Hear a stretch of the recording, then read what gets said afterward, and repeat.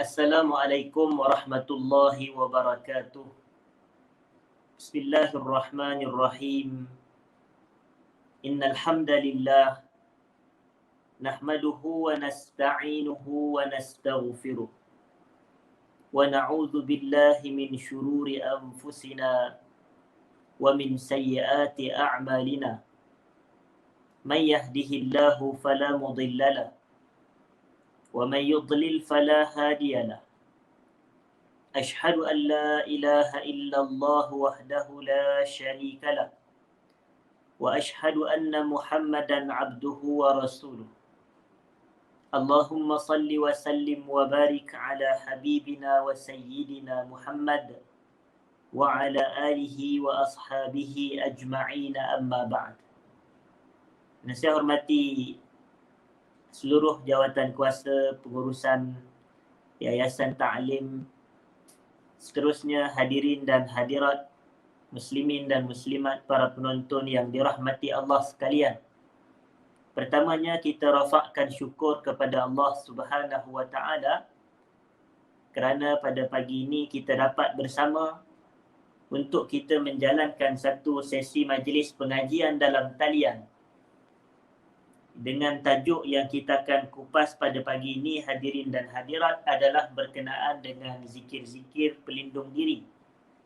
Berkenaan dengan zikir-zikir pelindung diri. Dan saya juga ambil kesempatan untuk memohon kemaafan atas sedikit kelewatan kita bersiaran pada pagi ini kerana ada sedikit masalah teknikal sebentar tadi. Sepatutnya kita dijangkakan bersiaran pada jam 10 pagi.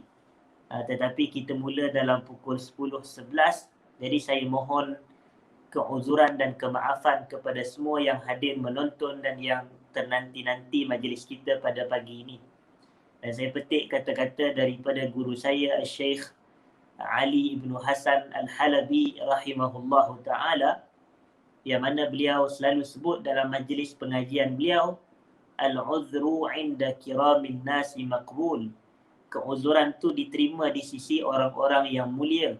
Jadi saya harap semoga semua tuan-tuan dan puan-puan yang hadir dapat memaafkan kelewatan kita pada pagi ini pada bersiaran.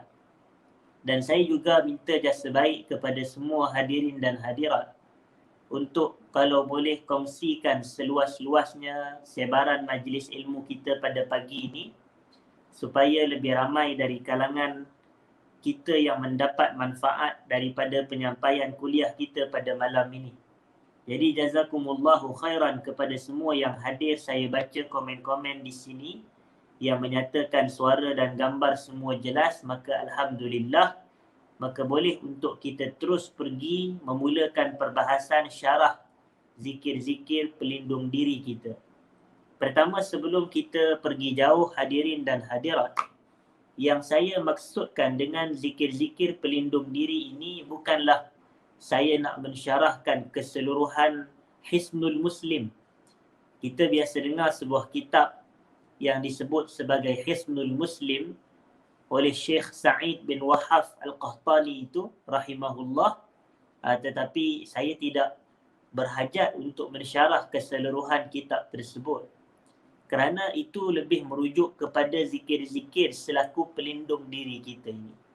Tetapi yang saya maksudkan bahawasanya zikir-zikir pelindung diri ini adalah bacaan zikir-zikir untuk mengelakkan diri kita ini daripada gangguan, baik daripada gangguan syaitan ataupun daripada kejahatan manusia ataupun daripada kemudaratan yang datang daripada segala makhluk yang berbahaya.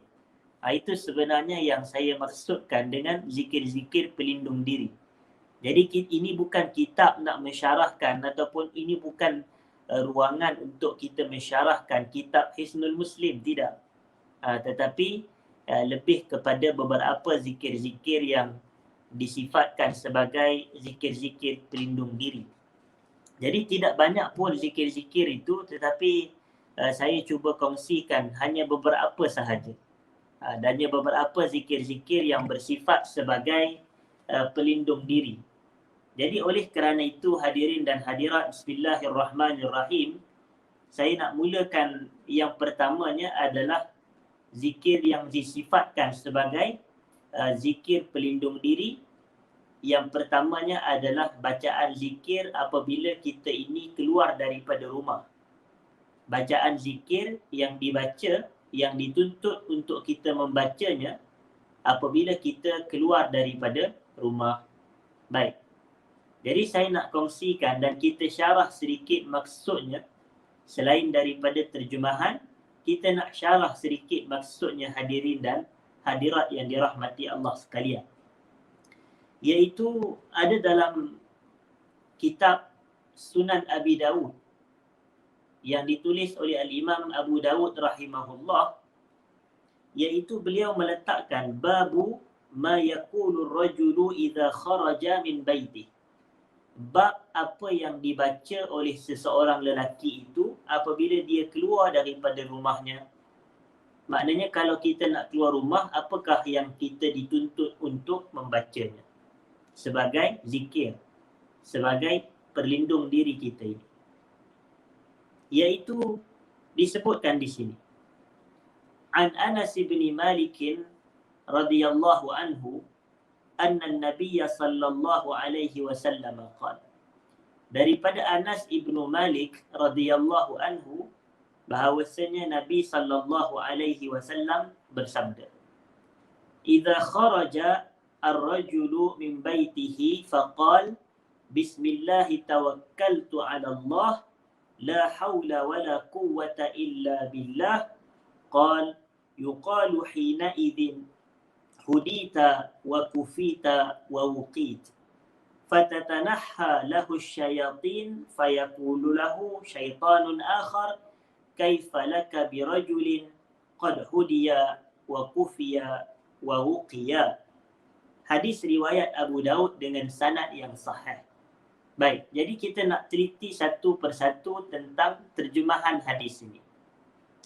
Nabi SAW bersabda, apabila seorang lelaki itu dia keluar daripada rumahnya lalu dia membaca Bismillahi tawakkaltu 'ala Allah. Dengan nama Allah aku menyerah diri atau aku bertawakal kepada Allah. Tidak ada daya dan kekuatan melainkan datangnya daripada Allah. Lalu kata Nabi SAW, maka malaikat akan mengatakan kepada lelaki tersebut, hudita, kamu telah diberikan hidayah, petunjuk, mendapat petunjuk dan ketepatan. Wa kufita, kamu telah dicukupkan daripada segala kekurangan dan kelemahan. Wa wuqita, dan kamu telah terpelihara daripada segala gangguan dan orang kata kacau dan seumpamanya. Jadi disebutkan oleh Nabi SAW, apabila lelaki itu membaca bacaan ini, doa ini atau zikir ini, sebaik dia keluar sahaja daripada rumahnya, fatatanaha lahu syayatin, maka syaitan pun akan menjauh daripada dirinya. Syaitan pun akan menjauh daripada dirinya. Fayaqulu lahu syaitanun akhar, maka berkatalah kepadanya syaitan yang lain, iaitu disebutkan di sini qarin, pendamping manusia dari kalangan jin ataupun syaitan itu, dia berkata kepada kawannya yang juga syaitan, kaifa laka birajul qad hudiya wa kufiya wa uqim. Macam mana kamu nak mengganggu seorang lelaki yang mana dia ini telah diberi hidayah, iaitu telah diberi petunjuk dan ketepatan, telah diberikan kecukupan dan telah diberikan pemeliharaan dan jagaan Allah. Jadi daripada ayat ini maka kita dapat melihat hadirin dan hadirat yang dirahmati Allah, maka sesiapa yang melakukan atau membaca doa ini maka dia akan terpelihara daripada gangguan. Baik. Jadi kita nak syarah sedikit bahawasanya apabila seseorang itu keluar daripada rumah, maka dia dituntut untuk keluar daripada rumah dengan kaki kanan. Dia dituntut untuk keluar daripada rumah dengan kaki kanan. Kemudian dia masukkan kakinya ke dalam seliparnya juga atau kasutnya juga adalah dengan mendahulukan kaki kanan.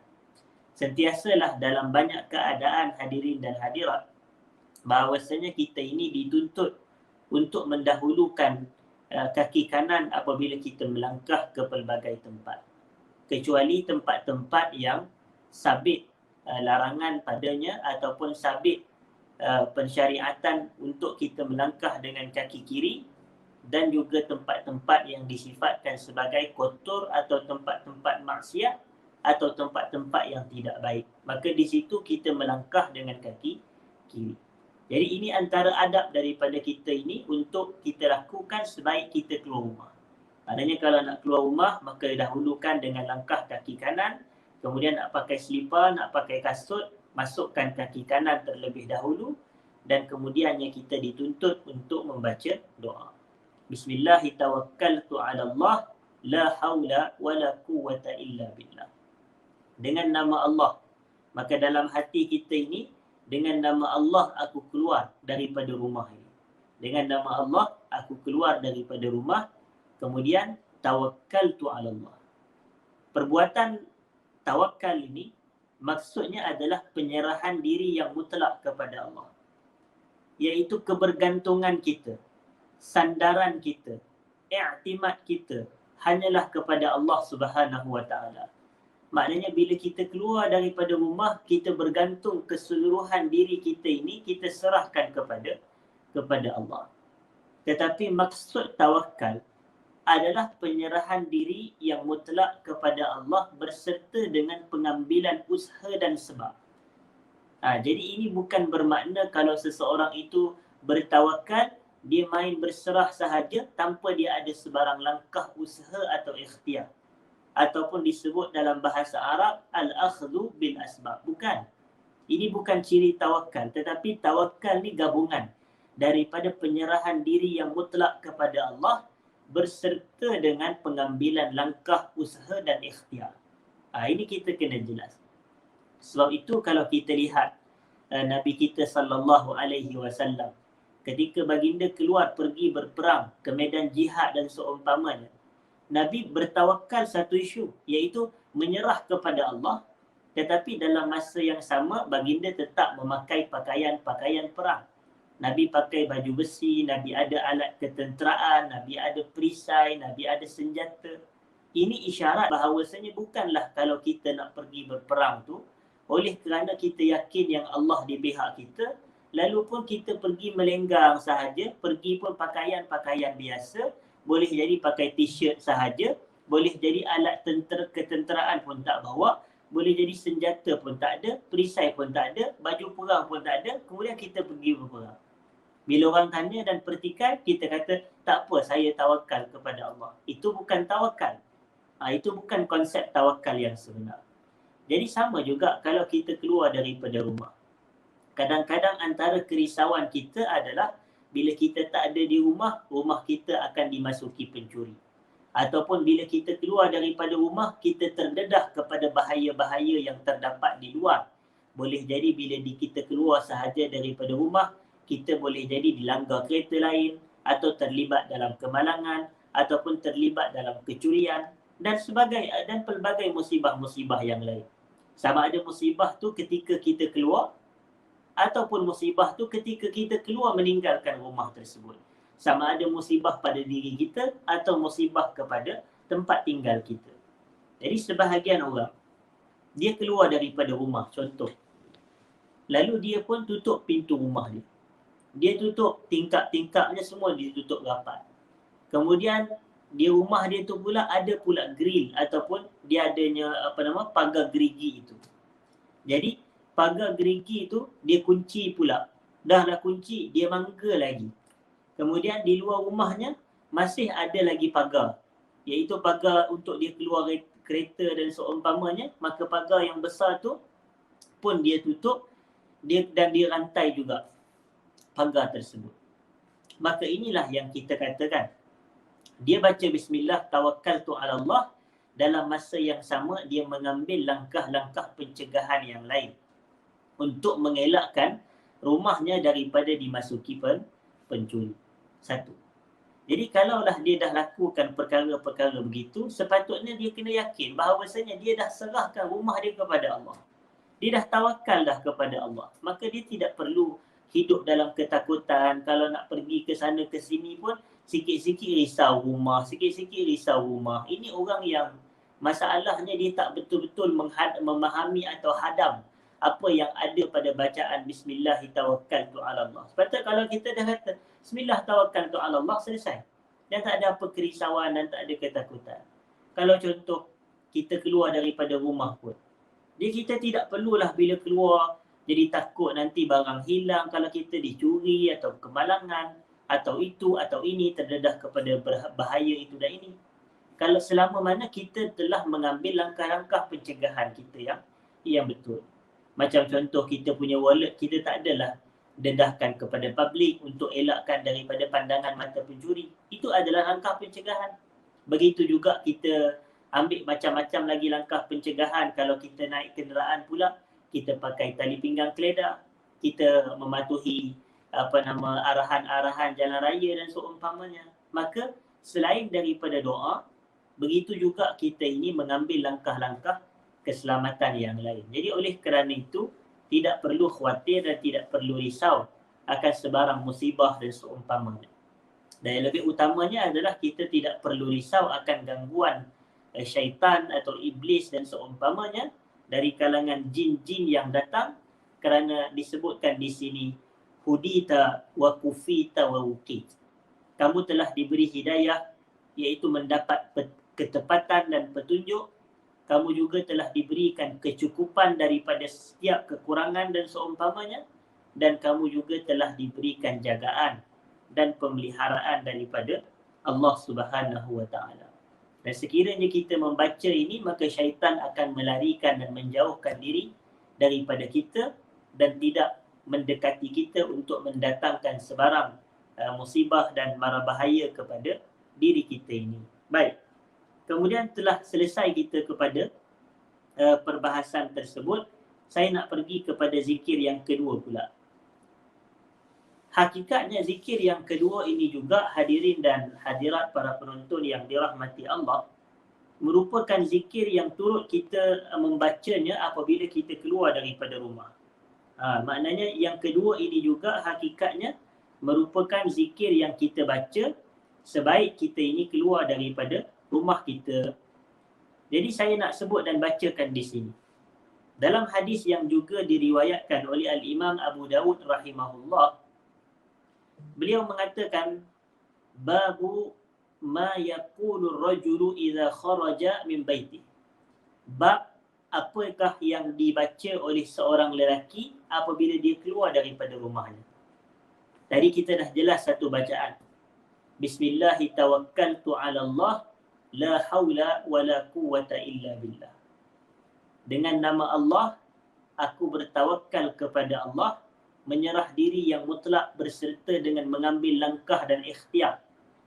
Lalu kita tambah lagi, la haula wa la quwwata illa billah.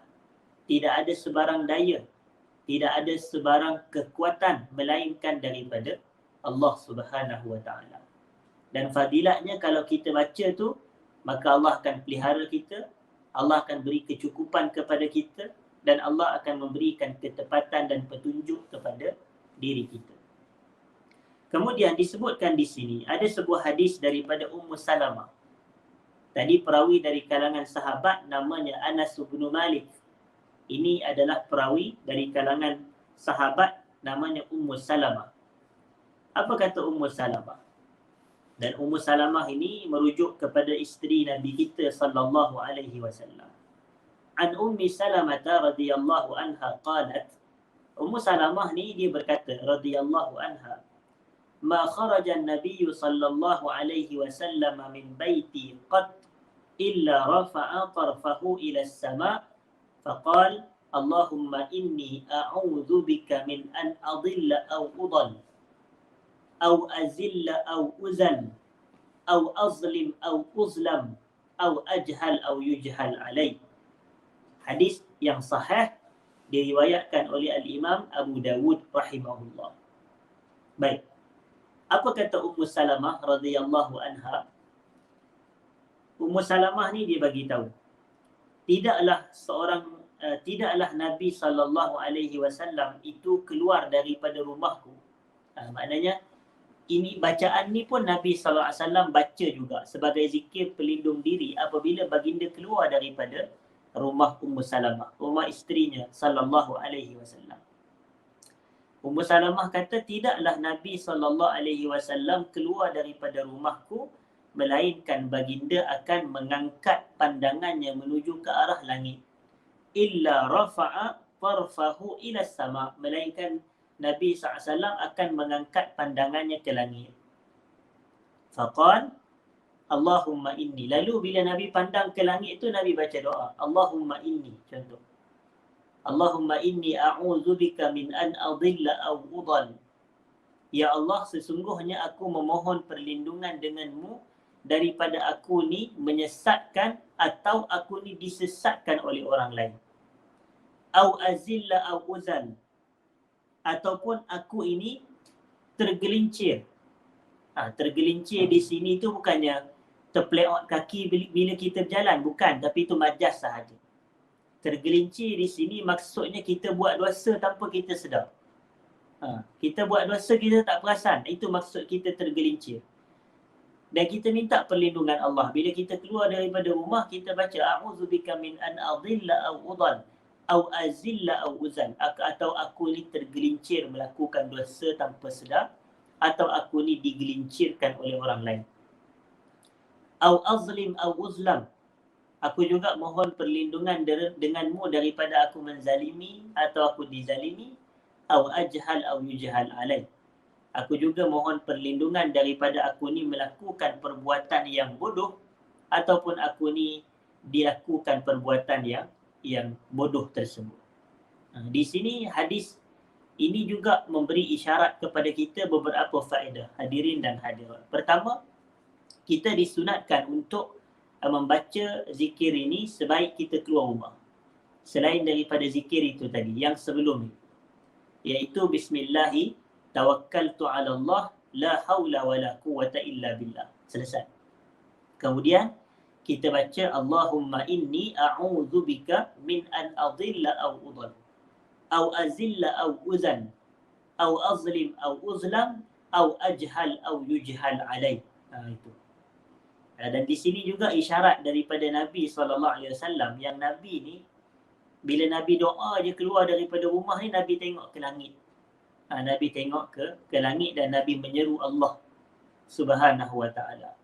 Kerana itu sebahagian ulama mereka keluarkan faedah bahawasanya inilah dalil yang menunjukkan kepada ketinggian Allah Subhanahu wa ta'ala. Dalil-dalil yang menunjukkan kepada ketinggian Allah Subhanahu wa ta'ala. Sebab itu Nabi bila tengok ke langit, maka Nabi menyebut nama Allah dan berdoa kepada Allah Subhanahu wa ta'ala. Maknanya hadis Ummu Salamah ni dia bagi tahu Nabi keluar daripada rumah aku dan Nabi tengok ke langit dan Nabi sebut nama Allah. Doa kepada Allah. Allahumma inni a'udzubika min an adilla aw udal. Ya Allah, aku mohon perlindungan denganmu daripada aku ini menyesatkan orang lain atau aku ini disesatkan. Kenapa doa ni adalah doa yang relevan, hadirin dan hadirat yang dirahmati Allah? Pertama, kita nampaknya beginilah. Kita kata begini. Bila kita keluar daripada rumah, kita ni akan berhadapan dengan orang ramai yang pelbagai. Di situ. Maknanya bila kita keluar sahaja daripada rumah, automatically kita akan deal dengan manusia. Dan manusia ni ada latar belakang yang pelbagai. Kita pergi ke tempat sekian, kita jumpa manusia. Pergi ke sini, jumpa orang ramai. Duduk di situ, jumpa manusia. Jadi bila kita duduk dengan manusia ni, kita boleh jadi dua keadaan biasanya. Sama ada kita buat sesuatu kepadanya atau kita menerima sesuatu daripada diri dia. Jadi oleh kerana itu, buat sesuatu, menerima sesuatu ni dia ada macam-macam possibility. Dia ada macam-macam kebarangkalian, kemungkinan dan seumpamanya. Kadang-kadang kita boleh buat benda baik kepada dia dan kita terima kebaikan daripada dia. Tetapi yang tu tak apalah, kita tak minta perlindungan daripada itu. Tapi yang kita nak minta perlindungan adalah kita buat jahat kepada orang yang kita jumpa bila kita keluar rumah, ataupun kita ni dibuat jahat. Sama ada kita menyesatkan dia atau kita disesatkan oleh dia. Sama ada kita ni tergelincir atau kita ni digelincirkan. Sama ada kita ni menzalimi atau kita dizalimi oleh orang lain. Sama ada kita melakukan perkara yang jahil atau kita ni dilakukan perkara-perkara yang jahil. Jadi oleh kerana adanya kemungkinan-kemungkinan tersebut, bila kita keluar daripada rumah, maka sebab itu Nabi minta perlindungan Allah daripada kesemua 4 perkara ini, dan inilah yang termasuk dalam zikir pelindung diri juga, iaitu Allahumma inni a'udzubika min an adhil. Ya Allah, aku mohon perlindungan denganmu daripada aku ni menyesatkan orang. Apa itu dalalah? Dalalah ni lawan kepada huda, lawan kepada al-haq, iaitu dia lawan kepada petunjuk, dia lawan kepada kebenaran. Jadi kadang-kadang kita risau kita ni boleh jadi menyesatkan orang lain. Menyesatkan orang lain ni dengan kefahaman kita, dengan perbuatan kita dan seumpamanya, ataupun kita disesatkan. Wal'iyadzubillah. Jadi minta perlindungan Allah. Dan kadang-kadang kita ni dikatakan sebagai gelincir. Biasanya gelincir ni merujuk kepada kaki kita tergelincir lah, maknanya kita jatuh. Tapi itu bukan, itu secara majas, secara kiasan sahaja. Gelincir di sini merujuk kepada kita melakukan dosa tanpa kita perasan, tanpa kita sedar. Ataupun kita ni digelincirkan oleh orang lain. Ataupun kita ni menzalimi orang lain bila kita keluar daripada rumah. Atau kita dizalimi oleh orang lain. Atau kita melakukan, bila kata ajhal, atau aku bodoh, tak. Aku melakukan perkara-perkara yang bodoh. Banyak benda perkara-perkara yang bodoh ni hakikatnya adalah perkara-perkara yang sia-sia lah. Maknanya termasuklah mencarut, termasuk bercakap lucah, termasuk bercakap kotor dan seumpamanya. Itu adalah perkara-perkara yang jahil yang disifatkan di dalam hadis ini. Baik. Kemudian kita selesai berkenaan dengan zikir pelindung diri yang kedua itu. Kemudian saya nak pergi pada zikir pelindung diri yang ketiga pula. Zikir pelindung diri yang ketiga. Zikir ini adalah termasuk dalam zikir-zikir pagi dan petang. Zikir pelindung diri yang ketiga ni dia termasuk dalam zikir pagi petang. Kalau macam zikir yang dua tadi, yang kita baca tadi, yang pertama dan juga yang kedua itu tadi, itu adalah untuk kita baca setiap kali kita keluar daripada rumah. Maknanya kalaulah kita setiap hari kita keluar daripada rumah tu katakan 4-5 kali, maka kita dituntut untuk membacanya sebanyak setiap kali kita keluar daripada rumah. Macam ni, kita sehari tengah hari ni katakan kita nak keluar beli lauk. Jadi keluar beli lauk, baca nak keluar daripada rumah, bismillah tawakkaltu ala Allah, la haula wala quwata illa billah. Allahumma inni a'udzubika min an adilla aw udhal, sehingga selesai. Lazimkan, bacalah selalu. Kemudian bila naik ke atas pula, kita masuk rumah. Dan masuk rumah pun adalah zikir dia kan. Bismillah walajna, bismillah kharajna, wa ala rabbina tawakkalna. Cuma saya tak nak ulas yang tu sebab dia tak termasuk dalam apa yang saya nak jadikan sebagai topik perbahasan pada pagi. Tapi kita masuk rumah, bismillah walajna, bismillah kharajna, wa ala rabbina tawakkalna. Dengan nama Allah aku masuk, dengan nama Allah aku keluar, dan kepada Tuhan kami bertawakal. Baik. Kemudian sekali lagi pula, katakan petang kita nak keluar. Sama ada nak keluar pergi cari barang, ataupun nak pergi jogging petang-petang, ataupun nak bersikal ke apa ke, nak keluar daripada rumah. Keluar daripada rumah juga, bismillah tawakkaltu ala Allah, la haula wala quwata illa billah. Baca zikir macam tu. Jadi benda-benda ni kena lazim. Dia bukan theoretically semata. Bukanlah orang kata teori semata-mata. Tidak. Tetapi kita kena praktikkan apa yang diajar oleh Nabi SAW, dan kita tahu pula benda ini adalah ajaran Nabi SAW, maka kita dituntut untuk mempraktikkan dalam kehidupan seharian kita. Maknanya setiap kali, tak kira lah awak banyak keluar rumah pun, bacalah zikir-zikir yang telah saya sebutkan sebentar tadi. Kemudian hadirin dan hadirat yang saya hormati, yang ketiga ini pula adalah zikir yang disifatkan sebagai zikir pagi dan petang. Baik. Disebutkan di sini daripada anak kepada Osman ibnu Affan radhiyallahu anhu. Uthman ibn Affan adalah sahabat Nabi, khalifah Amirul Mukminin, dan juga salah seorang sahabat Nabi yang dijamin syurga. Anaknya bernama Aban. Aban ibnu Uthman. Beliau berkata, Sami'tu Uthman qala, aku mendengar Uthman ibnu Affan ni dia berkata, Sami'tu an-nabiy sallallahu alaihi wasallam yaqul, aku mendengar Nabi sallallahu alaihi wasallam bersabda,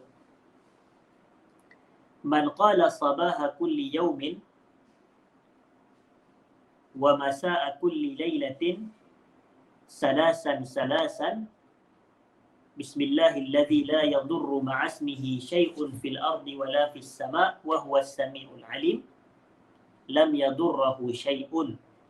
Hadis yang diriwayatkan oleh Imam Al-Bukhari dalam kitabnya Al-Adabul Mufrad. Baik. Ini selalu menjadi kelaziman kita, tetapi kita nak tambah sedikit dengan huraian dan berserta dengan syarahan daripada hadis ini. Uthman ibnu Affan radhiyallahu anhu meriwayatkan bahawasanya beliau mendengar Nabi sallallahu alaihi wasallam bersabda,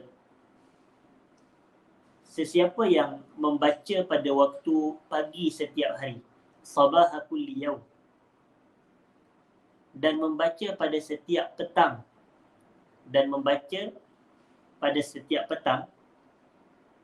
salasan, maknanya sebanyak 3 kali.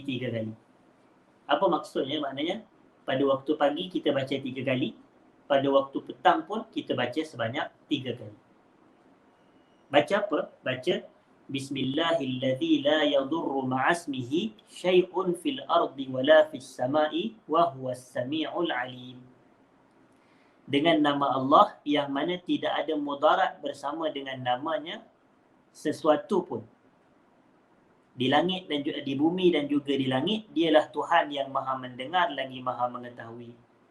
Maka fadilatnya apa? Fadilatnya Nabi kata sallallahu alaihi wasallam, lam yadurruhu syai', nescaya tidak ada sesuatu pun yang dapat memberi mudarat kepada dirinya. Nampak? Inilah yang kita kata sebagai zikir pelindung diri. Ini yang kita katakan sebagai zikir pelindung diri. Sesiapa yang membaca pada waktu pagi sebanyak 3 kali dan membaca pada waktu petang sebanyak 3 kali, Bismillahilladzi la yadurru ma'asmihi syai'un fil ardi wa la fis sama' wa huwas sami'ul 'alim, maka kesannya kata Nabi sallallahu alaihi wasallam, lam yadurruhu syai'un, tidak ada sesuatu pun yang dapat memberi mudarat kepada dirinya. Jadi kita kena lazimkan benda. Sebab itu kita akan terselamat daripada gangguan itu, terselamat daripada mara bahaya, terselamat daripada sebarang keburukan, kecelakaan, musibah dan seumpamanya dengan izin daripada Allah Subhanahu wa ta'ala. Ini juga termasuk dalam ikhtiar kita. Sebenarnya zikir-zikir pelindung diri ini hakikatnya adalah ikhtiar kita. Kita akan selamat daripada penyakit itu, selamat daripada mara bahaya, selamat daripada musibah. Ini adalah ikhtiar juga. Tetapi hakikatnya akan kembali kepada Allah Subhanahu wa ta'ala. Akan kembali kepada Allah Subhanahu wa ta'ala. Macam dalam hadis sebut, yang mana Nabi SAW berkata kepada Ibnu Abbas, sekiranya saya tidak silap, dia kata, wa'lam annal ummata law ijtama'at ala an yanfa'uka bi syai'in lam yanfa'uka illa bi syai'in qad katabahu Allah lak. Walau ijtama'u ala an yadurruka bi syai'in lam yadurruka illa bi syai'in qad katabahu Allah 'alaik. Ia membawa maksud, ketahuilah annal ummata, bahawasanya umat manusia ni secara keseluruhannya, law ijtama'at, kalau mereka berkumpul, berhimpun, ala an yanfa'uk, untuk mereka bagi manfaat kepada kamu, lam yanfa'uka illa bi syai'in qad katabahu Allah lak. Nescayalah mereka tidak akan memberi manfaat kepada kamu melainkan dengan kadar yang Allah telah beri manfaat kepada kamu, atau melainkan dengan kadar yang Allah tetapkan kepada kamu. Kemudian walau ijtama'u ala an yadurruka bi syai'in lam yadurruka illa bi syai'in qad katabahu Allah alaik. Dan sekiranya mereka berhimpun untuk memberi mudarat kepada kamu, nescayalah mereka tidak mampu untuk memberi mudarat kepada kamu melainkan dengan kadar yang telah Allah tetapkan ke atas diri kamu. Maka hakikatnya macam kita tahu yang Nabi kita SAW ni adalah sebagai Rasul, sebagai utusan, sebagai penyampai risalah daripada Allah Subhanahu Wa Taala. Dan apa sahaja yang Nabi SAW sampaikan disebut di dalam suratul Najmi, wa ma yantiqu anil hawa. Nabi tidak menuturkan sesuatu itu berdasarkan hawa nafsu Nabi, ikut suka-suka hati Nabi, tidak. Wa ma yantiqu anil hawa. Nabi tidak bertutur mengikut hawa nafsu, in huwa illa wahyu yuha. Melainkan ianya adalah wahyu yang diwahyukan daripada Allah kepada baginda sallallahu alaihi wasallam. Jadi sama juga bila kita membaca hadis-hadis sebegini. Bila Nabi bagi tahu siapa yang baca Bismillahirrahmanirrahim la yadurru ma'asmihi ni syai'un fil ardi wala fis sama' wa huwas sami'ul alim pada setiap pagi sebanyak 3 kali, maka Allah akan menyelamatkan dia daripada mudarat. Jadi kita beriman dengan apa yang Nabi SAW sampaikan. Ingat kata-kata guru kepada Imam Malik ibn Anas, Rabi'ah ibn Abi Abdurrahman, yang mana beliau mengatakan minallahir risalah wa 'ala rasulil balagh wa 'alaina taslim. Risalah ni datang daripada Allah. Menjadi tanggungjawab Rasulullah sallallahu alaihi wasallam menyampaikan risalah. Wa 'alaina taslim, kepada kita untuk membenar, menerima apa yang disampaikan oleh Nabi sallallahu alaihi wasallam kepada kita. Lalu kita yakin, kita beriman, ini Nabi bagi tahu daripada Allah. Jadi Allah akan menjaga kita daripada sebarang mudarat sekiranya kita membaca pada waktu pagi dan petang sebanyak 3 kali bacaan Bismillahilladzi la yadurru ma'asmihi syai'un fil ardi wala fis sama'i wa huwas sami'ul alim. Dengan nama Allah yang mana tidak ada sesuatu pun yang dapat memberi mudarat dengan namanya itu. Dialah Tuhan yang Maha mendengar di langit dan juga di bumi. Dia di bumi dan juga di langit. Dialah Tuhan yang Maha mendengar lagi Maha mengetahui. Jadi kita baca zikir. Dan zikir ni dia termasuk dalam kategori azkarus sabahi wal masa. Zikir-zikir pagi dan petang.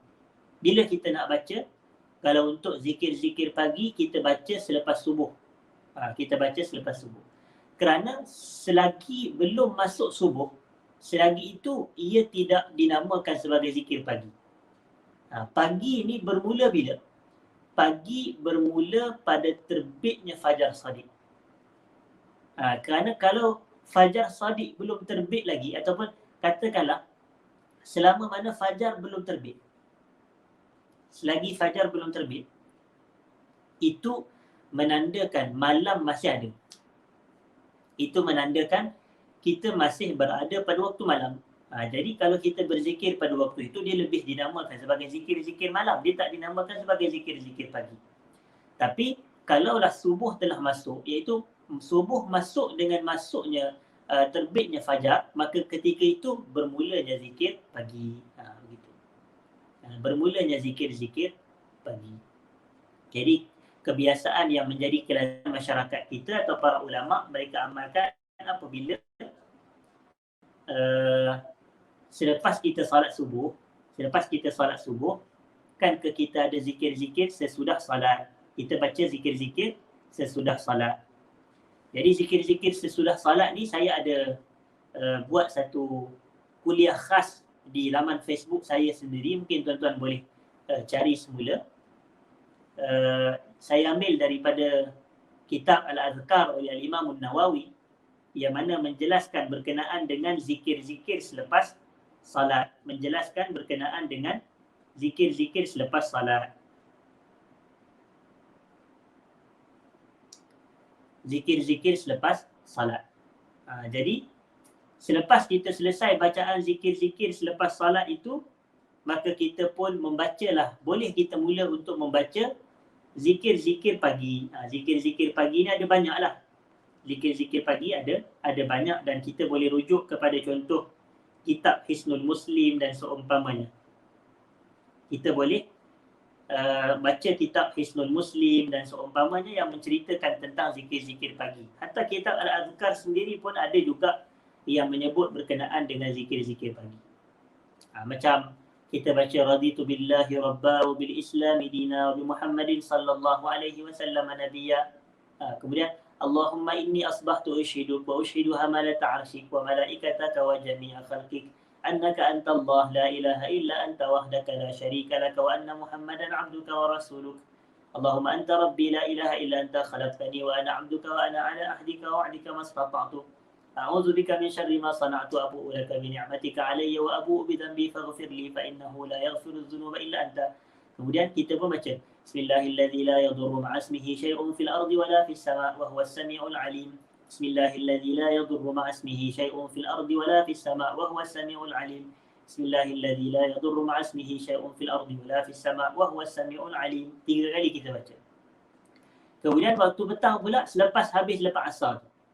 Maknanya selepas habis asar, maksudnya bila dah masuk waktu asar, maka kita pun boleh membacanya. Membacanya. Baik.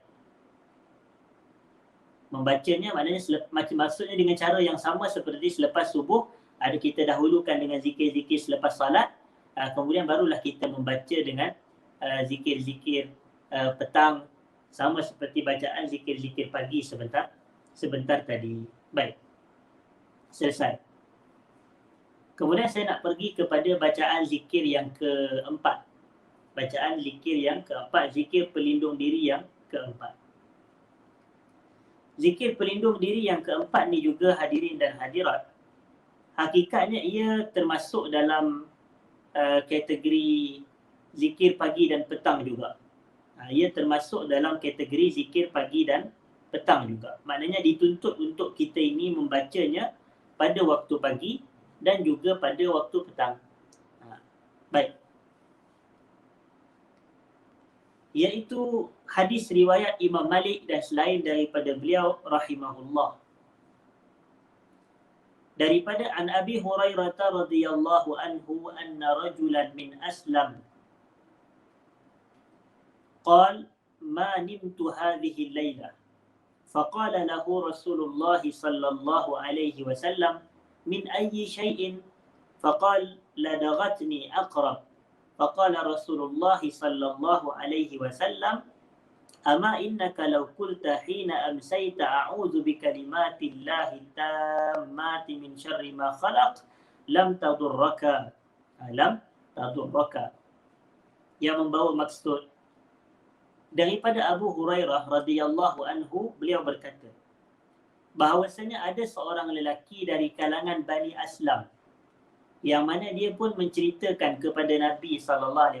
Dia kata, ma nimtu hadhihi lailah. Malam ni aku tak boleh tidur, dia kata ataupun malam tadi aku tak boleh tidur. Malam tadi dia tak dapat tidur, dia tak boleh lelap. Lalu bila dia ceritakan perkara tersebut, Nabi kita pun sallallahu alaihi wasallam bertanyalah kepada dia, min ayyi syai'? Sebab apa pula awak tak boleh tidur? Maknanya awak tak boleh tidur, tak dapat lelap mata awak pada malam tadi. Kerana apa faktornya, disebabkan apa? Lalu lelaki itu pun menjawab, la daghatni aqrab. Aku ni disengat oleh kalajengking, dia kata. Dia kata aku disengat oleh kalajengking wahai Rasulullah. La daghatni aqrab. Okey. Lalu Nabi SAW bagi tahu kepada dia. Nabi kata, ama innaka law qulta a'udzu bikalimatillahi tammati min syarri ma khalaq lam tadurraka. Yang membawa maksud, adapun sekiranya engkau membacakan hina amsaita, iaitu ketika kamu pada waktu petang. Sebab dia ceritakan tentang malam tadi itu dia kena kalajengking. Lalu Nabi SAW kata, amma innaka law qulta hina amsaita. Adapun kamu kalau pada waktu petang tu kamu baca a'udzu bikalimatillahi tammati min syarri ma khalaq. Aku memohon perlindungan dengan kalimah Allah yang sempurna daripada segala keburukan apa yang telah Allah ciptakan, maka nescaya kalajengking tu tak dapat memberi mudarat kepada kamu. Nescaya kalajengking tu tak dapat memberi mudarat kepada kamu. Jadi maknanya dia cerita yang pada malam tadi dia tak boleh tidur sebab dia kena sengat dengan kalajengking. Dia kena sengat dengan kalajengking. Lepas tu Nabi pun bagi tahulah, kalaulah pada waktu petang tu kamu baca a'udzu bikalimatillahi tammati min syarri ma khalaq, aku mohon perlindungan dengan kalimah Allah yang lengkap, yang menyeluruh daripada segala keburukan apa yang telah Allah ciptakan, maka nescaya perkara itu tidak akan berlaku. Nescaya kamu tidak akan disengat dan dimudaratkan oleh kalajengking. Allahu Akbar. Dan hadis ni sebenarnya ada riwayat lain dari kalangan para tabi'in, dari kalangan para perawi-perawi hadis yang meriwayatkan hadis ni. Sebab para ulama apabila mereka kadang-kadang membaca dan meriwayatkan hadis ni, mereka beramal dengan intipati kandungan yang terdapat di dalam hadis untuk mereka melihat sendiri akan kemujaraban. Akan kemujaraban dan mujarab ke tidak bacaan ni, adakah ia memberi implikasi sedemikian. Kerana hadis Nabi SAW hakikatnya adalah wahyu. Hakikatnya adalah wahyu. Selama ia sahih. Selama ia hadis yang sahih. Jadi hadirin dan hadirat yang saya hormati sekalian,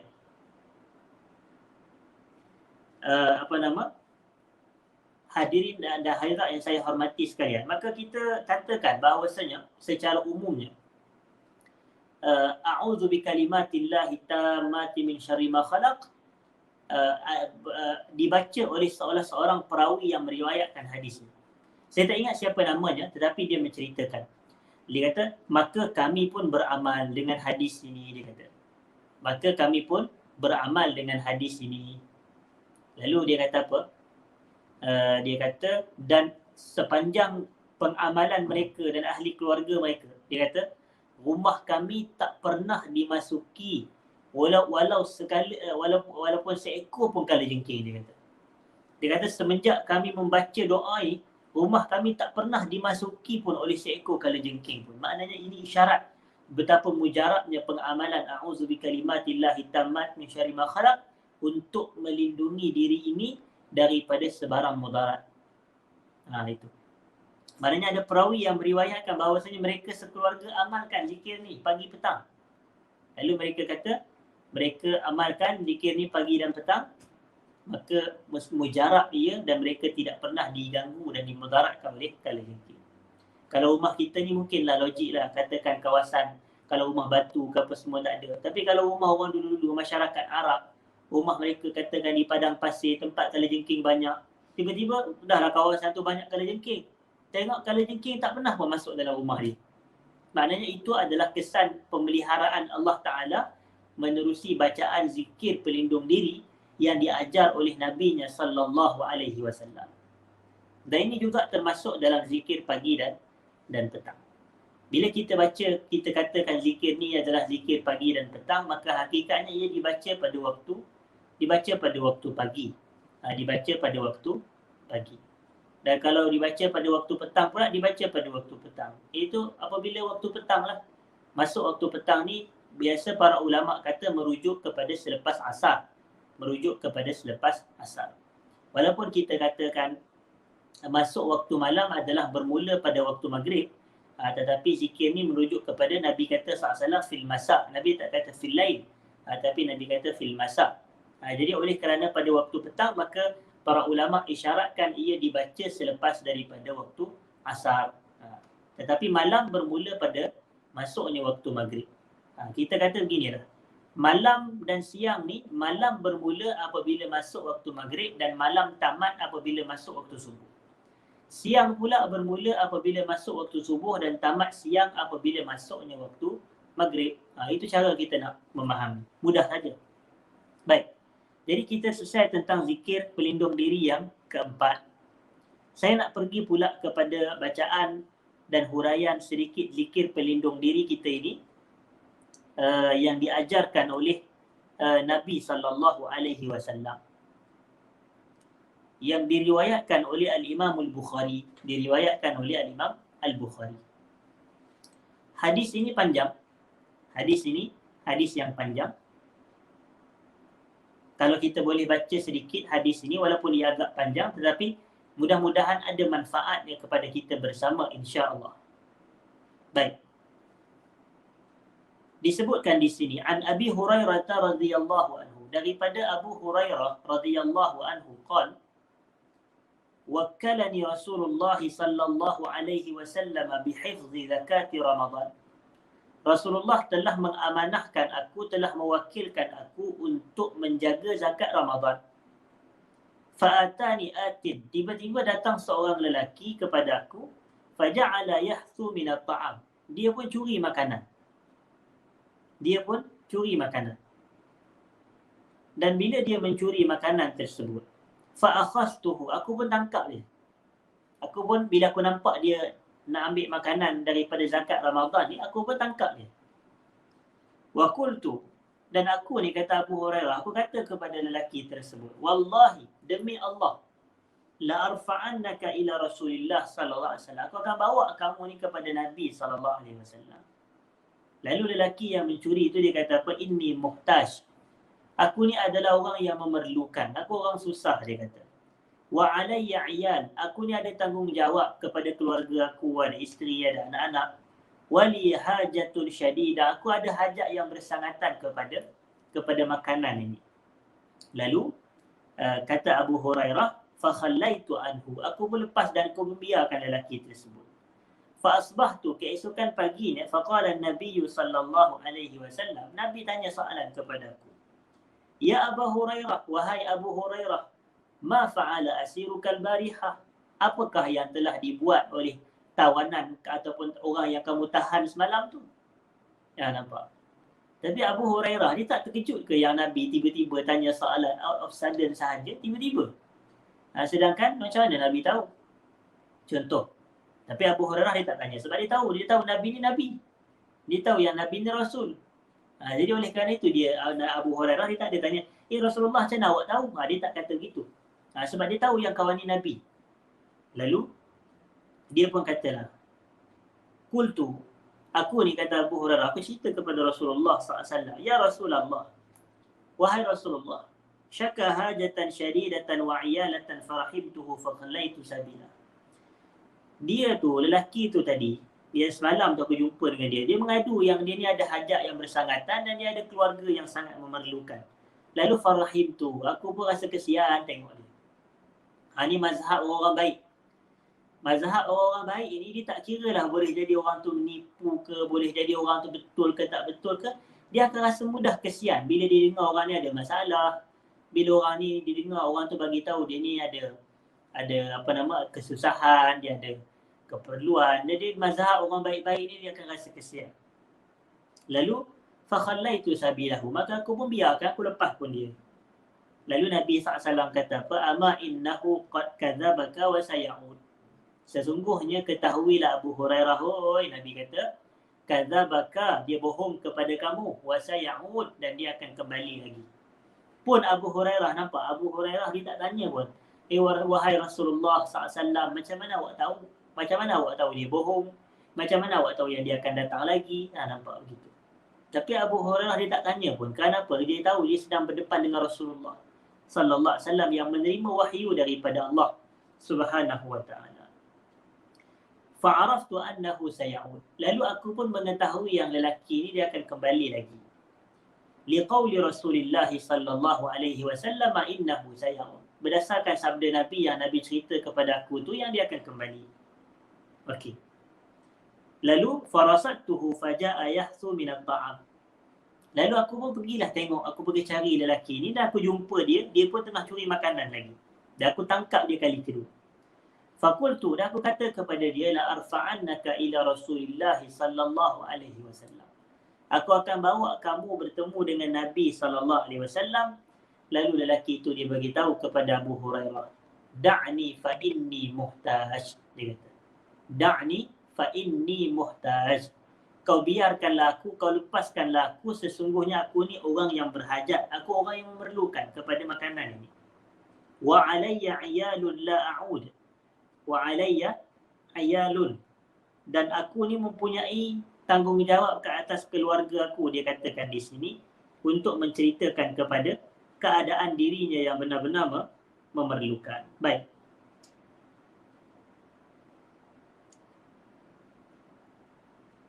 Kemudian hadirin dan hadirat yang dirahmati Allah, kata Abu Hurairah, dia kata, farahimtuhu fakhallaitu sabilahu fa asbahtu. Maka aku pun rasa kesian tengok lelaki tersebut, maka aku pun melepaskan dia dan aku biarkan dia sahaja. Lalu pada keesokan paginya aku bertemu dengan Nabi SAW. Sekali lagi Nabi bertanya, Ya Abu Hurairah, wahai Abu Hurairah, ma fa'ala asiruk, apa yang dilakukan oleh tahanan kamu semalam? Lalu dia bagi tahu, qultu ya Rasulullah, syaka hajatan syadidatan wa iyalan farahimtuhu faghallaitu sabilah. Dia pun cakap benda yang sama. Lalu Nabi SAW kata, ama innahu qad kadzabaka wa sayauд. Ketahuilah sesungguhnya dia telah bohong kepada kamu dan dia akan kembali lagi. Kemudian kata Abu Hurairah, pada kali ketiga dia betul-betul tengok dan dia jumpa lelaki itu juga curi makanan. Lalu dia tangkap dan dia nak bawa jumpa Nabi SAW. Dan itu adalah kali ketiga Abu Hurairah dia bagi peluang kepada lelaki tersebut. Lalu kata Abu Hurairah, dia kata, wa hadha akhiru salasi marrat annaka taz'um la ta'ud summa ta'ud. Ini adalah kali ketiga dah. Sebelum ni kamu kata yang kamu nak ambil, kemudian kamu takkan ulang, kamu takkan kembali lagi. Tapi ni kamu datang lagi ambil makanan lagi. Dikatakan di situ. Lalu apa kata di sini?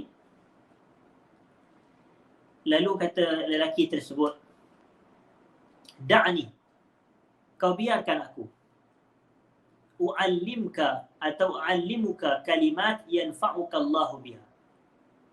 Kau biarkan aku untuk mengajarkan kamu beberapa kalimah yang mana Allah akan memberi kamu manfaat dengan kalimah-kalimah ini. Qultu, aku pun kata Abu Hurairah, aku tanya, ma huwa, apa diakah kalimah-kalimah yang bila aku baca Allah akan bagi manfaat kepada aku. Nampak, ini pun satu lagi mazhab Abu Hurairah ni, mazhab orang baik. Orang baik ni dia mudah kesian kat orang. Lagi satu, dia kalau dia dengar benda-benda yang ilmu, benda-benda baik, dia suka nak dengar. Dia suka nak tahu benda-benda, dia suka nak menambahkan pengetahuan dia terhadap benda-benda yang bermanfaat. Bukannya dia suka dengar apa dia dongeng, cerita orang, fitnah, gosip, itu bukan. Tapi mazhab orang baik ni, dia nak tahu benda-benda yang baik je. Kemudian apa kata lelaki tersebut? Iza awaita ila firashika, apabila kamu nak pergi tidur, lelaki itu kata kepada Abu Hurairah, faqra ayatal kursi, maka hendaklah kamu membaca ayat kursi. Allahu la ilaha illa huwal hayyul qayyum hatta takhtimal ayat, sehinggalah kamu menyelesaikan bacaan ayat kursi. Ini yang saya ulas sebelum ni di Facebook saya. Bila Nabi SAW ataupun bila adanya riwayat yang menceritakan supaya kita ini membaca ayat kursi, maka ayat kursi itu dimulai dengan Allahu la ilaha illa huwal hayyul qayyum. Saya sebut bukannya kita nak melarang, tetapi saya sebut supaya masyarakat jelas dan tidak timbul sebarang kekeliruan, itu sahaja. Iaitu kadang-kadang orang kita ni, cuba kita minta kepada dia, Ji tolong baca ayat kursi sekejap ni. Maka dia pun kata, okey, ayat kursi Ustaz, saya baca. Wa ilahukum ilahu wahidun la ilaha illa huwar rahmanur rahim. Allahu la ilaha illa huwal hayyul qayyum. Contohnya sedemikian. Jika keadaan sebegini berlaku, hadirin dan hadirat, maka jelas berlaku salah faham. Kerana apa? Kerana wa ilahukum ilahu wahid itu bukan ayat kursi. Ia bukan permulaan ayat kursi. Jelas, mudah sahaja benda ni. Kita bukan nak bincang, boleh tak kalau kita baca wa ilahukum sebelum ayat kursi? Itu cerita lain. Tapi yang kita nak bincang adalah, kadang-kadang sebahagian masyarakat ni dia menyangka yang wa ilahukum tu part of ayat kursi. Lalu bila kita kata, sila baca ayat kursi sebelum tidur. Maka contoh nanti, wa ilahukum ilahu wahid la ilaha illa huwar rahmanur rahim. Contoh gitu. Dan bila minta baca ayat kursi selepas salat juga, dia akan baca wa ilahukum ilahu wahid, macam seolah-olah menganggap ia sebahagian daripada ayat kursi, sedangkan ia bukan. Itu sahaja, simple je. Saya rasa budak tadika pun boleh faham. Tapi kadang ada sebahagian orang dia macam-macam lah, macam pelik, manusia banyak yang pelik. Tetapi jadi dia macam nak jadikan isu benda yang tak sepatutnya jadi isu pun. Mudah je kalau kita betul-betul boleh faham benda tulisan orang tulis elok-elok. Kalau kita faham, mudah faham insya-Allah. Jadi tak perlu jadikan isu. Lalu kita katakan Nabi SAW ataupun riwayat-riwayat sebegini menunjukkan kepada bacaan ayat kursi. Dia kata, "Idza awaita ila firashika faqra ayatal kursi, Allahu la ilaha illa huwal hayyul qayyum hatta takhtimal ayah." Itu kata daripada lelaki. Kalau kamu nak tidur, hendaklah kamu membaca ayat kursi sehinggalah ayat yang terakhir. Ataupun sehingga kamu menamatkan ayat tersebut. Allahu la ilaha illa huwal hayyul qayyum la ta'khudhuhu sinatun wa la nawm lahu ma fis samawati wa ma fil ard man zal ladzi yashfa'u 'indahu illa bi idznihi ya'lamu ma baina aydihim wa ma khalfahum wa la yuhituna bi shay'in min 'ilmihi illa bima syaa wasi'a kursiyyuhu as-samawati wal ard wa la ya'uduhu hifdhuhuma wa huwal 'aliyyul 'azim. Selesai. Maknanya kalau nak tidur, baca itu. Kemudian kata lelaki ini kepada Abu Hurairah, fa innaka la yazala 'alaika minallahi hafiz wa la yaqrabannaka syaitanun hatta tusbih. Ini yang saya katakan, ini termasuk dalam zikir pelindung diri. Ia termasuk dalam zikir pelindung diri. Maksudnya apa? Sesungguhnya kamu, sekiranya kamu membaca ayat kursi ketika kamu nak tidur, nescayalah Allah akan sentiasa memelihara kamu sepanjang kamu tidur. Dan syaitan sama sekali tidak akan mendekati kamu sehinggalah kamu bangun pada pagi esoknya. Itu. Sehinggalah kamu bangun pada waktu pagi. Hatta tusbih. Jadi di sinilah yang kita katakan bahawasanya zikir pelindung diri. Lindung diri daripada apa? Lindung diri daripada gangguan syaitan sepanjang kita tidur. Lindung diri daripada gangguan syaitan sepanjang kita tidur. Hadirin dan hadirat. Ada hadis yang sahih daripada Nabi SAW, apabila ada seorang lelaki yang mana dia ini terlepas solat subuh. Bila dia ini terlepas sembahyang subuh, maka Nabi pun SAW memberitahu lelaki ini syaitan telah kencing di telinganya. Lelaki ini syaitan telah kencing di telinganya. Ataupun dia ini telah dikencing oleh syaitan pada telinganya tersebut. Maka ini memberi gangguan bahawasanya tidurnya diganggu syaitan sehingga dia tak boleh bangun subuh. Dia tak boleh bangun sembahyang subuh. Baik. Kemudian, jadi cara kita untuk menyelamatkan isu ini adalah dengan cara kita membaca ayatul kursi sebelum tidur. Supaya biar syaitan tu tak boleh kacau kita langsung. Itu antara salah satu cara lah. Tetapi cara-cara lain, kena tidur awal. Jangan tidur pukul 4 pagi. Lepas tu baca ayat kursi pun kadang memang ngantuk sangat, dia tak bangunlah subuh. Lepas tu kalau nak cara lain adalah dengan cara dia pasang alarm dan seumpamanya untuk dia tak terlepas dan terlajak, sebab kadang-kadang ada orang tidur terlampau nyenyak. Jadi oleh kerana itu, maka kita katakan ini termasuk dalam zikir pelindung diri. Termasuk dalam zikir-zikir pelindung diri, maka kita katakan Allahu la ilaha illa huwal hayyul qayyum.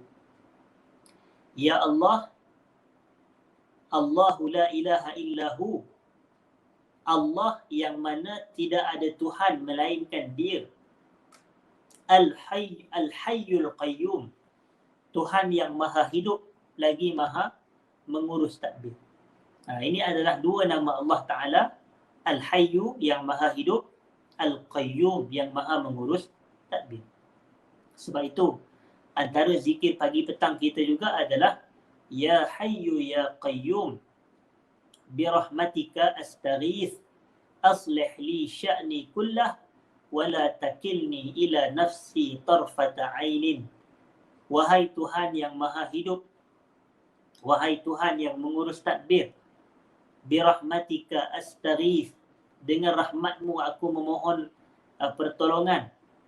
Aslih li sya'ni kullah, kau perelokkanlah keadaanku keseluruhannya. Wala takilni ila nafsi tarfata ainin, dan janganlah kau serahkan aku kepada diriku sendiri walau hanya sekelip mata. Jangan kita ni, kalau kita nak biarkan hidup kita ni Allah Ta'ala yang uruskan. Bukanlah maknanya, bukan Allah lepaskan kita, Allah baik asalah Allah meninggalkan kita. Kita tak nak begitu. Kita nak Allah yang uruskan kehidupan kita, dan Allah yang membantu, mengurus dan mempermudahkan urusan seharian kita. Allahu la ilaha illa huwal hayyul qayyum. La ta'khudhuhu sinatu wa la naum. Yang mana Allah ni tidak ada rasa mengantuk dan dia tidak tidur. Ini bezanya kita dengan Allah. Makhluk ni bila dia tidur, dia mengantuk, itu zahir sifat lemah bagi dia. Dan Allah tidak ada sifat kelemahan tersebut. Lahu ma fis samawati wa ma fil ard. Miliknya lah segala apa yang terdapat di atas langit dan juga terdapat di atas muka bumi. Terdapat di langit dan juga di bumi, semuanya milik Allah Ta'ala. Man zal lazi yashfa'u indahu illa biiznih. Siapakah yang dapat memberi syafaat di sisinya melainkan dengan izin daripadanya. Kita tahu ada dari kalangan makhluk yang dapat memberi syafaat. Antara makhluk yang dapat bagi syafaat adalah para malaikat. Malaikat di langit. Wa kam min malakin fis samawati la tughni syafa'atuhum syai'an illa min ba'di an ya'zana Allahu liman yasha'u wa yarda. Berapa ramai dari kalangan para malaikat yang di langit, la tughni syafa'atuhum syai'an, yang mana tidak bernilai pun syafaat mereka, sedikit pun, tak memberi manfaat pun syafaat mereka itu, illa min ba'di an ya'zana Allah, melainkan selepas Allah bagi izin, liman yasha'u wa yarda, bagi siapa yang Allah mahu dan bagi siapa yang Allah redha, bagi siapa yang Allah kehendaki dan bagi siapa yang Allah redha. Jadi hakikatnya yang bagi syafaat siapa dia? Allah. Tapi Allah izinkan kepada malaikat untuk bagi syafaat. Jadi kita ni sepatutnya nak minta syafaat, minta kepada Allah, bukan minta pada malaikat. Itu hakikat dia. Sama juga dengan Rasulullah SAW. Nabi SAW memang betul, Nabi bagi tahu, ana awal syafi' awal musyaffa'. Aku adalah manusia pertama yang memberi syafaat, dan aku adalah manusia pertama yang diberi syafaat oleh Allah Subhanahu wa taala. Tetapi man zallazi yashfa'u indahu illa biiznih, siapa yang dapat memberi syafaat di sisinya melainkan dengan izin Allah. Maka kalau kita nak minta syafaat, kita minta syafaat daripada Allah, bukan minta syafaat daripada Rasulullah. Jadi macam tidak orang kata tidak tepat kalau kita isfa' lana ya Rasulullah, isfa' lana ya Rasulullah, itu tidak tepatlah. Tapi kalau kita nak juga, kita kata, ya Allah, kau berilah syafaat Nabi Muhammad kepadaku. Yang ni betul. Kita nak syafaat Nabi, tapi kita minta daripada Allah agar kita mendapat syafaat Nabi sallallahu alaihi wasallam. Man zallazi yashfa'u indahu illa biiznih ya'lamu ma baina aydihim wa ma khalfahum. Allah tahu apa yang di depan mereka dan Allah tahu apa yang di belakang mereka. Wala yuhituna bi syai'in min 'ilmihi illa bima syaa. Dan mereka tidak dapat meliputi ilmu Allah melainkan dengan kadar yang Allah kehendaki. Wasi'a kursiyyuhus samawati wal ard. Kursi Allah tu lebih luas, meluasi langit-langit dan juga bumi. Wala ya'uduhu hifzuhuma. Dan Allah sama sekali tidak ada sebarang masalah dan kesukaran untuk orang kata menguruskan keduanya, langit dan juga bumi. Wala ya'uduhu hifzuhuma, dan juga selesai ayat kursi. Jadi Allahu la ilaha illa huwal hayyul qayyum la ta'khudhuhu sinatun wa la nawm lahu ma fis samawati wa ma fil ard man zal ladzi yashfa'u indahu illa biiznih ya'lamu ma baina aydihim wa ma khalfahum wa la yuhituna bi syai'in min 'ilmihi illa bima syaa' wasi'a kursiyyuhus samawati wal arda wa la ya'uduhu hifdzuhuma wa huwal 'aliyyul 'azim. Dialah Tuhan yang maha tinggi lagi maha agung. Itu. Jadi kita dah selesai, cuma kita nak tengok tentang apakah komentar Nabi SAW apabila Nabi SAW bertanya kepada Abu Hurairah radhiyallahu ta'ala anhu berkenaan dengan kisah yang berlaku antara Abu Hurairah dengan lelaki tersebut. Baik. Maka dikatakan di sini. Faqala li Rasulullah sallallahu alaihi wasallam, Rasulullah SAW pun bertanya kepadaku, ma fa'ala asirukal bariha, apakah yang telah dilakukan oleh tahanan kamu, orang yang kamu tahan semalam tu?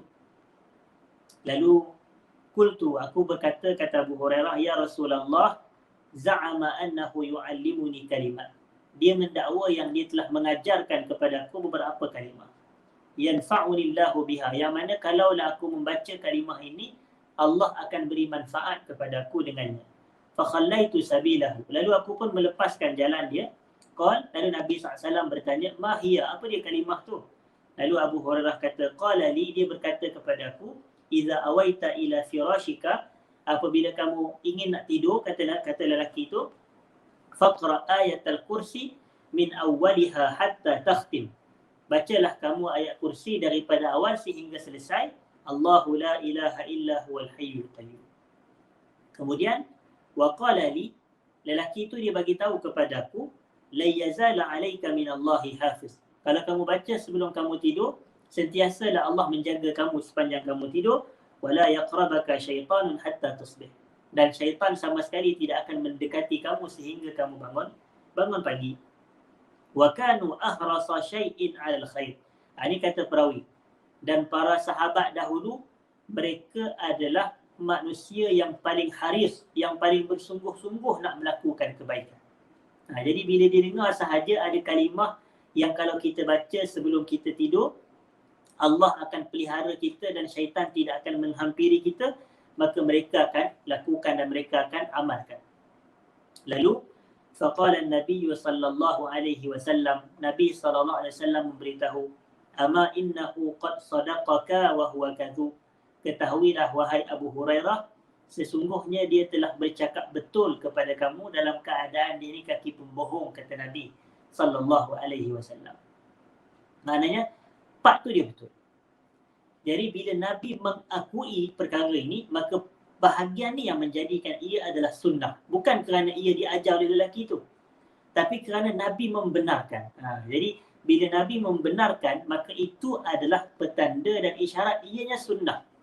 Ianya termasuk dalam kategori sunnah. Kemudian Nabi SAW bertanya kepada Abu Hurairah, ta'lamu man tukhatibu mundu salasi layalin ya Abu Hurairah? Tahukah kamu dengan siapakah kamu bercakap selama beberapa malam itu, wahai Abu Hurairah? Lalu Abu Hurairah kata, la, aku tak tahu. Kemudian Nabi SAW mengatakan, zaka syaitan, lelaki itu adalah syaitan. Maka hakikatnya yang mengajarkan ataupun yang memberitahu tentang kelebihan bacaan ayat kursi ini adalah syaitan pada asasnya. Tetapi apabila Rasulullah sallallahu alaihi wasallam membenarkan, maka di situlah yang kita kata ia menjadi sunnah dalam agama kita ini. Ia menjadi sunnah dalam agama kita. Baik. Jadi di sini hadirin dan hadirat, kenapa saya masukkan ini sebagai zikir pelindung diri adalah untuk mengelakkan kita daripada gangguan syaitan semasa kita tidur. Ini penting. Untuk mengelakkan diri kita ini daripada gangguan syaitan ketika tidur. Jadi kita baca ayat kursi. Kadang-kadang ramai orang tak baca, dia main terus tidur sahaja. Padahal ayat kursi ni satu ayat je. Bukannya 15 ayat pun. Satu ayat je ayat kursi ni. Yang kita kata Allahu la ilaha illa huwal hayyul qayyum la ta'khudhuhu sinatun wa la nawm lahu ma fis sama'. Itu semua satu ayat je. Jadi oleh kerana itu hadirin dan hadirat yang dirahmati Allah, kita lazimkan baca. Sebahagian orang mungkin dia kata, oh berat nak baca ayat kursi ni sebab dia kan ayat Quran, jadi nak baca mungkin kena ambil wudu, ataupun nak baca mesti kena tutup aurat, ataupun nak baca mesti kena dalam keadaan duduk, ataupun nak baca mesti dalam keadaan menghadap kiblat. Macam tu. Kan ramai orang beranggapan begitu kan.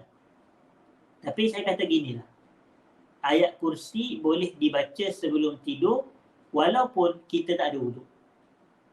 Kedua, ayat kursi boleh dibaca sebelum tidur walaupun kita dalam keadaan berbaring. Ketiga, ayat kursi boleh dibaca sebelum tidur walaupun dalam keadaan kita ni tak menutup aurat. Khususnya bagi orang perempuan. Mungkin sebab aurat orang perempuan lagi banyak.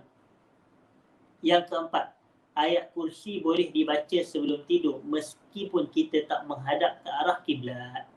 Jadi baca, nak bagi Allahu la ilaha illa huwal hayyul qayyum la ta'khudhuhu sinatun wa la nawm lahu ma fis samawati wa ma fil ard sampai selesai. Kemudian kita tidur, kita pun tidurlah. InsyaAllah Allah akan menjaga kita dan syaitan tidak akan mendekati kita sepanjang semalaman tersebut. Wallahu ta'ala a'la wa a'lam. Baik. Kemudian hadirin dan hadirat yang saya hormati sekalian. Yang terakhir untuk kita sebelum kita menutup majlis kita pada hari ini adalah berkenaan satu lagi ataupun zikir yang disifatkan juga sebagai zikir pelindung diri. Yang ini merujuk kepada bacaan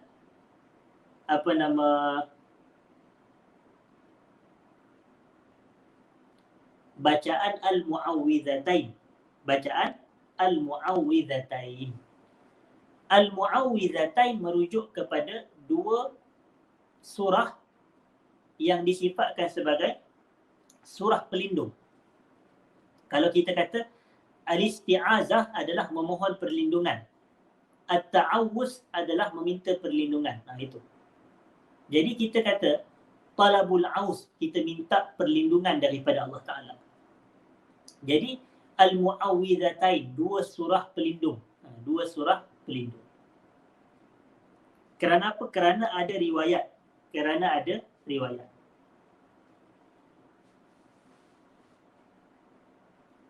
Riwayat daripada Nabi SAW dalam hadis yang sahih.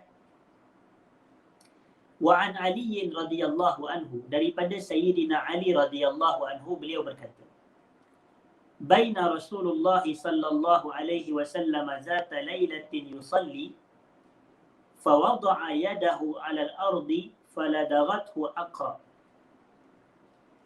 Ketika Rasulullah sallallahu alaihi wasallam pada satu malam sedang salat, baginda meletakkan tapak tangan Nabi ataupun baginda meletakkan tangannya di atas tanah.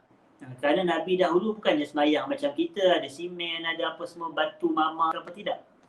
Nabi salat di atas tanah. Fawada'a yadahu 'ala al-ardi faladaghathu aqra. Lalu seekor kalajengking menyengat Nabi SAW. Fanawalaha Rasulullah sallallahu alaihi wasallam bina'lihi faqatalaha. Lalu Nabi pun guna selipar Nabi ketuk kalajengking itu dan Nabi membunuh kalajengking yang telah menyengat Nabi SAW tersebut. Falamma insarafa, ketika Nabi selesai salat, baginda berkata, La'anallahu al-aqra, semoga Allah melaknat kalajengking ini. Ma tada'u musalliyan wala ghairahu aw nabiyyan wa ghairah. Dia sama sekali tak meninggalkan orang yang sedang sembahyang, tak pula meninggalkan seorang Nabi dan selain Nabi. Maknanya Nabi nak bagi kita ni satu isyarat. Walaupun kadang kita ni orang baik, walaupun kita ni orang yang sembahyang, walaupun kita ni orang yang seorang Nabi sekalipun, kata Nabi SAW, itu bukanlah bermakna keburukan tak boleh berlaku kepada diri kita. Boleh berlaku. Sebab tu kita kata tadi, kalaulah Allah nak kemudaratan kepada kita, tak ada tangan yang dapat menghalang kemudaratan tersebut, melainkan dengan kadar yang Allah tetapkan. Dan biasalah, adalah hikmah Allah di sebalik Allah, walaupun daripada satu sudut Rasulullah syariatkan kepada kita zikir pelindung diri, tapi daripada satu sudut yang lain, sekiranya berlaku mudarat, itu adalah hikmah dia tersendiri. Itulah cara kita beragama.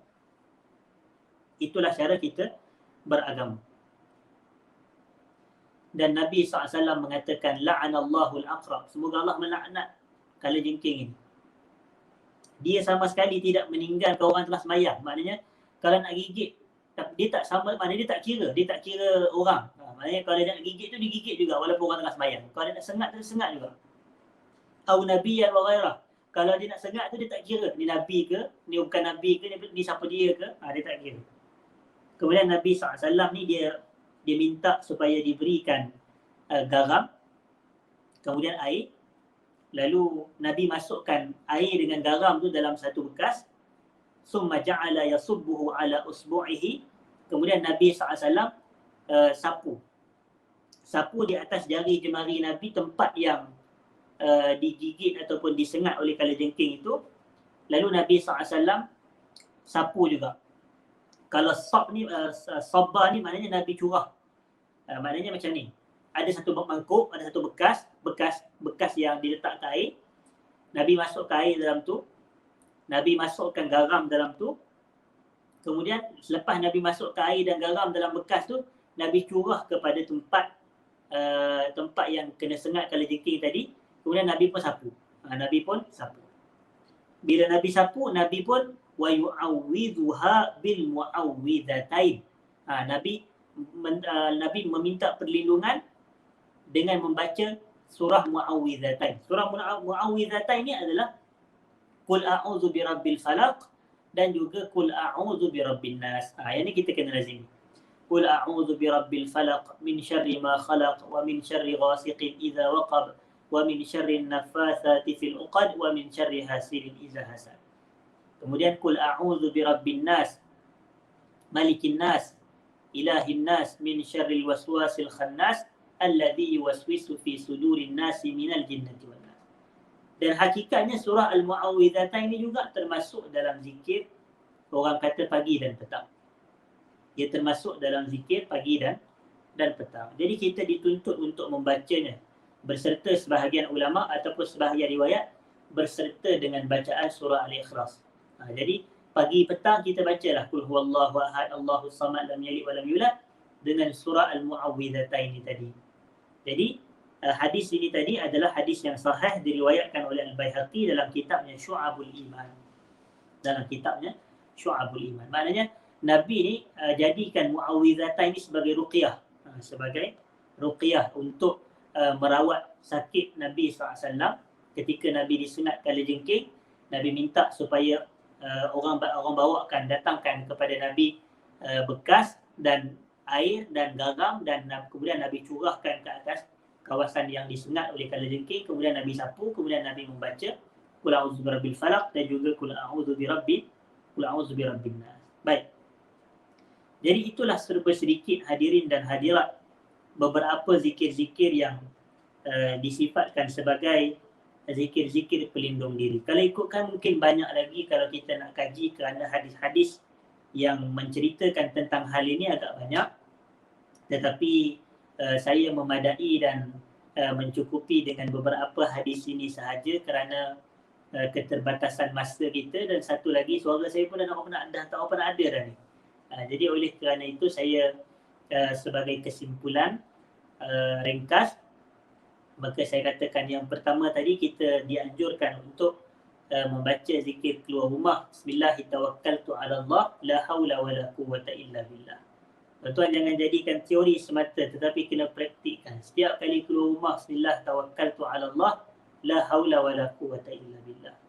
Kerana syaitan akan menjauhkan diri daripada orang yang membacanya dan dikatakan kepada orang ini kufita wa hudita wa wuqit. Kamu telah diberikan hudita wa kufita wa wuqit. Kamu telah diberikan hidayah petunjuk, diberikan kecukupan dan diberikan perlindungan. Yang keduanya adalah kalau kita keluar daripada rumah, oleh kerana macam-macam kebarangkalian kita jumpa ramai orang yang boleh jadi orang tu menambahkan dosa kita, wal'iyadzubillah, menambahkan keburukan untuk kita, maka kita pun membaca Allahumma inni a'udzubika min an adhilla au udal au azilla au uzal au azlim au uzlam au ajhal au yujhal alaih. Kedua-dua ni dibaca ketika keluar daripada rumah. Kemudian yang ketiganya adalah bacaan bismillahilladzi la yadurru ma'asmihi syai'un fil ardi wala fis sama' wa huwas samiul alim. Kita baca 3 kali pada waktu pagi dan baca 3 kali pada waktu petang. Kenapa 3 kali? Kerana hakikatnya mudah. Kerana benda ni Nabi SAW bagi tahu begitu. Kalau Nabi beritahu 4, kalau Nabi beritahu 5. Kita ni adalah umat yang mengikut. Kita bukan umat yang nak mereka, kita umat yang mengikut apa yang disampaikan oleh Nabi SAW, kita ikut. Kerana kita tahu bahawasanya wa ma yantiqu anil hawa in huwa illa wahyu yuha. Nabi tak bercakap ikut hawa nafsu, melainkan ianya adalah wahyu. Yang keempatnya adalah bacaan a'udzu bikalimatillahi tammati min syarri ma khalaq. Yang ni pun kita baca pada waktu pagi dan juga baca pada waktu petang. Dan antara fadilatnya Nabi kata lam tadurrahu syai', niscaya ia tidak akan memberi mudarat kepada kamu. Ia tidak akan memberi mudarat kepada kamu. Dan ada perawi dari kalangan ulama ataupun ada dari kalangan perawi yang mana mereka mengamalkan bacaan ini dan benar-benar berkesan mujarab, rumah mereka tidak dimasuki kalajengking walau sekalipun. Baik. Kemudian yang berikutnya adalah bacaan ayat kursi sebelum tidur, juga disifatkan sebagai zikir pelindung diri kerana kalau kita membacanya Allah akan menjaga kita sepanjang kita tidur dan syaitan tidak akan mendekati atau menghampiri kita sehinggalah kita bangun pagi. Dan yang berikutnya, yang keenam, adalah berkenaan dengan bacaan al-mu'awwidhatain itu, iaitu dua surah mu'awwidhah, surah Qul a'udzu birabbil falaq dan juga Qul a'udzu birabbin nas, Qul a'udzu birabbin nas. Jadi kita lazimi zikir-zikir sebegini, di samping kita melazimi zikir-zikir selepas salat, di samping kita mendampingi di samping kita mengamalkan zikir-zikir pagi dan petang. Ini juga termasuk dalam zikir-zikir pelindung diri. Jadi mudah-mudahan bermanfaat untuk semua yang hadir mendengar. Jadi saya rasa cukup sekadar itu. Walaupun saya diminta untuk berkuliah selama 1 jam setengah, tetapi saya minta izinlah untuk berhenti awal. Sekarang ni 1 jam 27 minit. Jadi 3 minit lagi saya minta maaf dan keuzuran kepada semua kerana saya telah selesai dengan tajuk dan topik yang ingin saya kupas dan saya rasa memadai dan mencukupi sekadar daripada itu. Jazakumullahu khairan kepada semua yang hadir, mendengar, menonton, yang komen, yang share. Mudah-mudahan semua mendapat manfaat daripada Allah Ta'ala.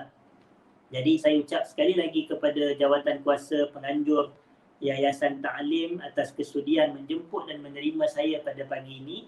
Saya minta maaf atas segala kekurangan. Aqulu qawli hadza astaghfirullahal azim li wa lakum. Assalamualaikum warahmatullahi wabarakatuh.